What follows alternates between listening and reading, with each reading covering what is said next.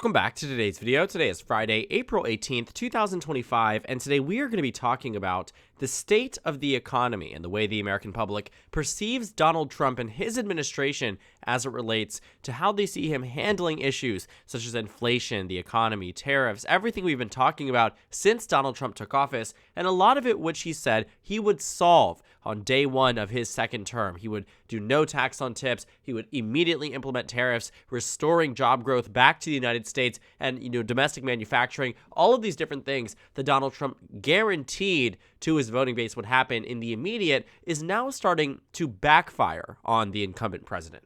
Now, on your screen right now is an article from Gallup polling. Gallup does a great job at surveying the national environment and where people stand on issues related to the Democratic Party, the Republican Party, and of course, elections like the presidential from 2024. And what they found was that about a month out, October 9th, 2024, they published an article titled, "Economy Most Important Issue to 2024 Presidential Vote."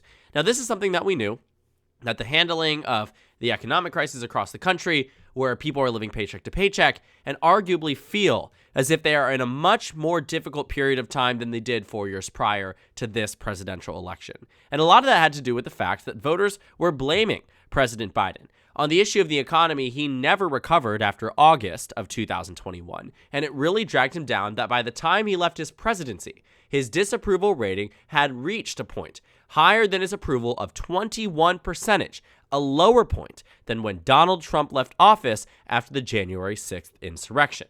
Now, this is unique to the economy, but the reason why I bring it up is because it was a major selling point for Donald Trump in the 2024 presidential election. He made this argument to the voters that if the economy was the most important issue, that they should elect him to be the next president. He made the argument around him being a businessman and his first administration where the economy arguably, to the average American, felt better. We saw that by the time Trump left office on the issue of the economy, his approval rating was higher than Biden's this time around.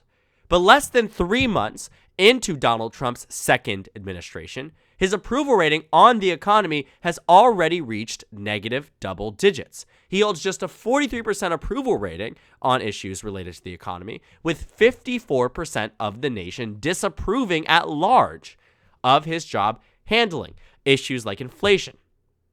The reason why this matters is because in just 2 months, we have seen the nation go from being optimistic about him early on, because we can see in the first sets of polls, the average out was roughly approving of Trump handling the economy by +8, +9, +10. Today we stand at -11, and it has only been less than 100 days. And when we think about why Donald Trump is disapproved of nationwide, we talked about this a little bit in yesterday's video, more so about the national average, but narrowing its focus on the economy, voters are not thrilled. The economy also wasn't just the only important issue to voters in 2024. Very clearly, they cared about things like immigration and healthcare, and more specifically, abortion access and abortion rights. There was a lot that mattered to different voting groups across the country. But what mattered most to Republicans, the economy and immigration. Quite interesting if you ask me, because when you take a look at Trump's approval rating, not only on the economy, but also on immigration, they seem to have a difference point where the immigration numbers show Trump up by 5, but the economy down by 11. Two issues that matter a lot to his core base and his core constituency, but yet voters perceive them very differently. Voters equally acknowledge, seemingly, that Trump is securing the border. He's preventing illegal boarding crossings, that he's cracking down on illegal immigration in the United States. At the same time, they believe he's tanking the economy with tariffs and decisions and pushback against allies, longstanding allies of the United States. It is these moments that really define what matters to voters in midterm elections and what drives a presidential approval. For me, the economy seems to be triumphing it all, because even with immigration being approved of by 5, if this was the most important issue to Americans, his disapproval rating wouldn't be so high nationally. They are balancing what matters to them, but clearly, it looks like it matters more to them what happens on an economic standpoint than on an immigration standpoint. It also doesn't help, too, that immigration really seems to be the one saving grace for Donald Trump, which likely keeps his approvals amongst the Republican base as high as they are right now. But on issues like foreign policy, when we take a look, disapproved of more than his handling of the economy. When you take a look at inflation, even worse than his handling of the economy. When you take a look at it on an issue-by-issue basis, the top issues to the nation, the economy and inflation, which I know very often seem like they should be put together, and arguably can be, right? But they do matter independently. The way voters view the overall economy versus how they view inflation in their pocketbook, different things that might matter to them on a more individual basis, Trump just continues to do worse. And on the issue of foreign policy, doesn't seem to be doing any better. So, what does this mean for the next few years? What does this mean for Trump's administration? Well, one, if Donald Trump wants to be in a position where he is approved of again, and I say again because he was at the beginning of his presidency, you can see that in terms of net approval, he started off being plus 12 nationwide on the first day of office, but now he's down 5 points. This is a 17-point swing, in roughly 3 months. Less than that, too. It's April 18th. He was inaugurated January 20th. When you see an 18-point swing, 17-point swing, in just this short period of time, you have to ask why. It ultimately comes down to the economy. The implications of it don't just extend, though, to the second Trump admin. It doesn't just extend to what Caroline Leavitt says at the press secretary stands, or what anybody says nationally, or the Fox News, or CNN, or MSNBC hits, or any podcasts that these administration officials would like to go on. That really doesn't matter. What does matter is election results. And the way they are trying to spin the narrative doesn't seem to be landing in the same way it did during the presidential election. And arguably, right, the presidential election results, in hindsight, very much make a lot of sense. When you take a look at the way that voters viewed the economy under Joe Biden, right around the time of the election, it was in the negative double digits. It's the same point that Joe Biden was in that election that Donald Trump is in today.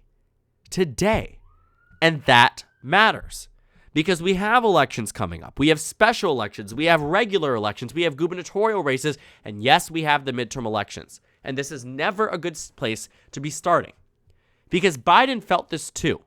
He felt that reversal on the issue of the economy, except the main difference is that voters largely approved of his handling of the economy for a much longer period of time. And Biden was not immune to negative media attention, negative attention from Democrats, from Republicans. He was, in many ways, difficult to get a lot of voters to rally behind him because of the way they viewed the economy, because of the way that they viewed COVID, because of the way they viewed a number of different things. But his approval rating was largely held up, not because of the economy, but because of his handling of the COVID-19 pandemic. And when you take a look at the way that voters viewed him in the very early stages and pretty continuous stages throughout his first term or only term, you'll see that sometimes plus 40, plus 36, plus 35, plus 20, plus 30, plus 15, and it kept his approval rating very high, arguably, for those months of his presidency. I mean, he was in the positive double digits until around June of 2021. It took Donald Trump less than 3 days to go down from being in the positive double digits. And while Trump largely is immune to a lot of things that many Democrats, still have to take into consideration, it still matters that Biden and Trump have seen similar declines in approval for similar things like the economy, for things like foreign policy. In this case, with Trump, it's foreign relations. For Biden, it was Afghanistan, except it's happening a lot earlier for Trump and at a very bad time for his administration, because it marks a very similar standpoint to where he was in the first term that he never, ever recovered. And on the issue of the economy, the issue that Donald Trump seems to have promised would be his saving grace for the American public, on inflation, on the economy, is where he's doing worst. And where I think Republicans will do worst in the next election is going to be in House districts that are competitive, Senate races and gubernatorial races that are competitive, where Republicans are going to have to defend their incumbent president, who promised them the world, and in the eyes of the Americans, seems to be overpromising and under-delivering. That is going to be what drags down Trump. That is what's going to be dragging down Republicans and likely leading Democrats to victory in multiple elections between now and the midterms and potentially the next presidential election.